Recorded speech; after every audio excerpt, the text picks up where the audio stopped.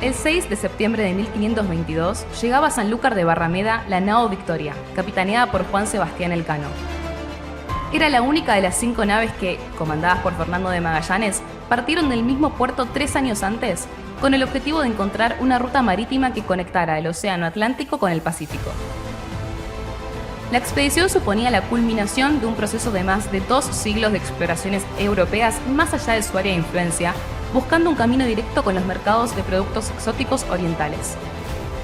En este curso les proponemos un viaje a través del tiempo para conocer mejor los precedentes, los protagonistas y los principales hitos de una expedición que marcó un antes y un después en la historia global de la humanidad. A 500 años de la primera globalización, el viaje de Magallanes Elcano en su contexto.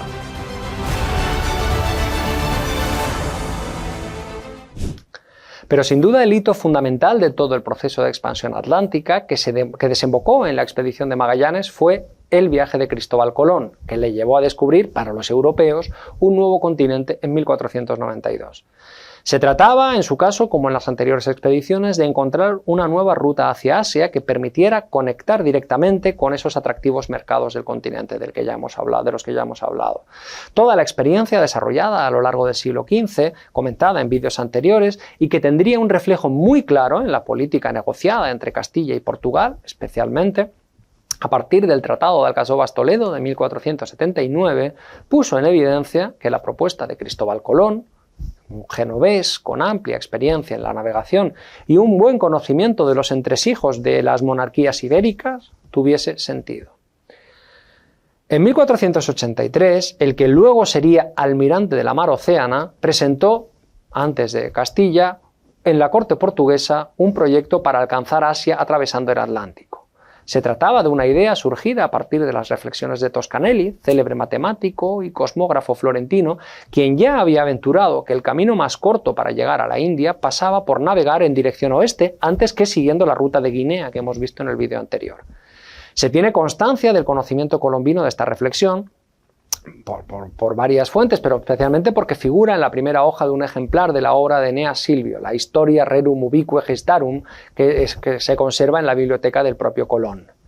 Sin embargo, esa idea del marino genovés de navegar por el oeste para llegar a la India no encontró acomodo en la corte portuguesa, tanto por las dificultades en la negociación de las condiciones, ya que chocaba de alguna manera con la política tradicional portuguesa, como por discrepancias técnicas entre sus mediciones y las que aportaban los cartógrafos lusos. Con esta negativa, o tras ella, en 1485 Colón se trasladó a Castilla con el fin de ofrecer el proyecto a los reyes católicos, quienes se encontraban en ese momento en la fase final de la Guerra de Granada, pues totalmente monopolizada su atención, y por esa razón se pospuso tomar una decisión. Y es de ahí de donde viene que, una vez finalizada la contienda y rendida la ciudad nazarí en 1492, el 17 de abril en la también granadina localidad de Santa Fe se firmaran las capitulaciones para la organización del viaje.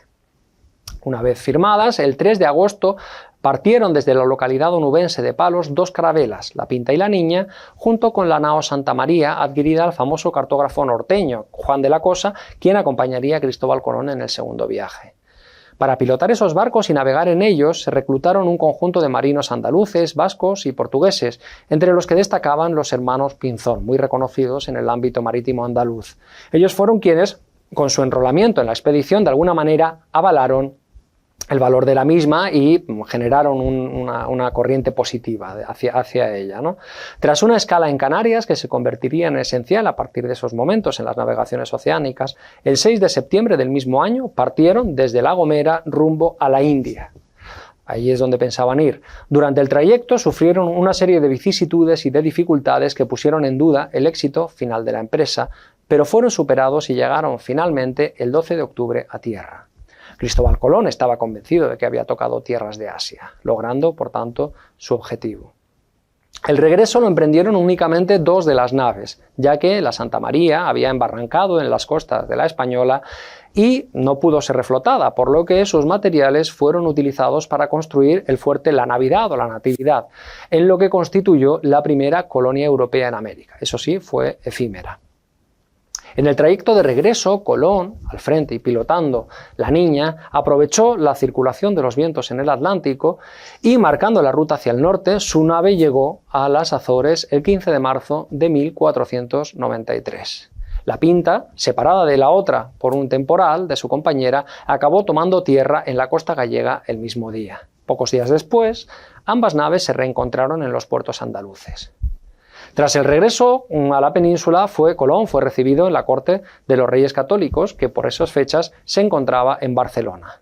Visto el éxito de la empresa, se le encargó inmediatamente su continuación, una segunda, ¿no?